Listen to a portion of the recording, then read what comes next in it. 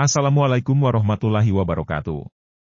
Amalan sunnah Nabi Muhammad SAW bisa mendatangkan banyak berkah bagi yang mengerjakannya.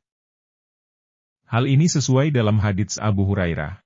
Rasulullah bersabda bahwa sunnah bisa melengkapi kekurangan amalan fardu. Sesungguhnya amalan yang seorang hamba pertama kali akan dihisab dengannya pada hari kiamat adalah sholatnya. Jika bagus, berarti ia beruntung dan selamat. Dan jika buruk sholatnya, berarti ia rugi dan celaka. Jika terjadi kekurangan dalam amalan fardunya, Rabb akan berfirman, "Lihatlah, apakah hambaku memiliki amalan sunnah? Dilengkapilah dengan amalan sunnah itu ibadah-ibadah fardunya. Begitulah seterusnya amalan-amalannya."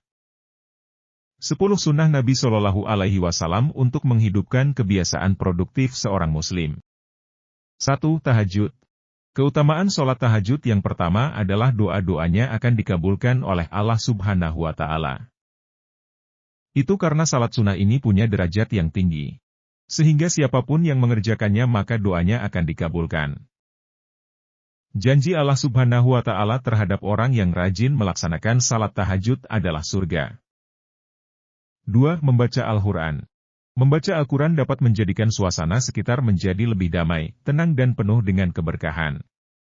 Maka dari itu seseorang yang membaca Al-Quran akan mendapatkan pahala yang berlipat ganda dan kebaikan dari Allah Subhanahu wa Ta'ala sebagai manusia yang soleh. 3.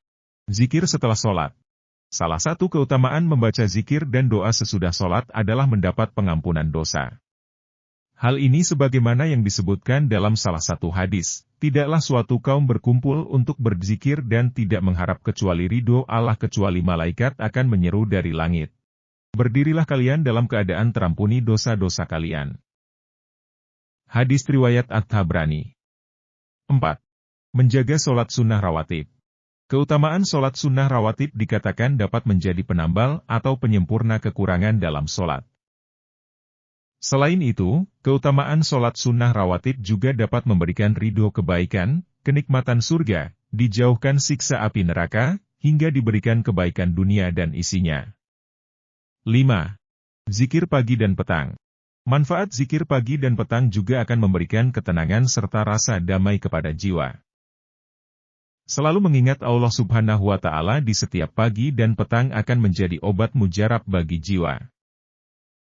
Dengan membaca zikir, hati akan tenang meskipun dihadang oleh cobaan hidup. Karena Allah Subhanahu wa Ta'ala akan selalu melimpahkan kedamaian dalam hatinya. 6. Jangan tinggalkan masjid. Karena setiap langkah kaki ke masjid akan dihitung sedekah. Setiap langkah menuju tempat sholat masjid akan dicatat sebagai kebaikan dan akan menghapus kejelekan. Hadits ini diriwayatkan Imam Ahmad. 7. Menjaga sholat duha. Sholat duha dilaksanakan di waktu pagi mulai jam 8 pagi sampai waktu sebelum zuhur. Waktu tersebut merupakan waktu yang sangat baik untuk berolahraga. Selain itu, gerakan yang dilakukan saat sholat duha juga bermanfaat untuk menjaga kesehatan tulang serta otot. 8. Jaga sedekah setiap hari. Sesungguhnya orang-orang yang bersedekah baik laki-laki maupun perempuan dan meminjamkan kepada Allah Subhanahu wa Ta'ala dengan pinjaman yang baik, akan dilipat gandakan balasannya bagi mereka.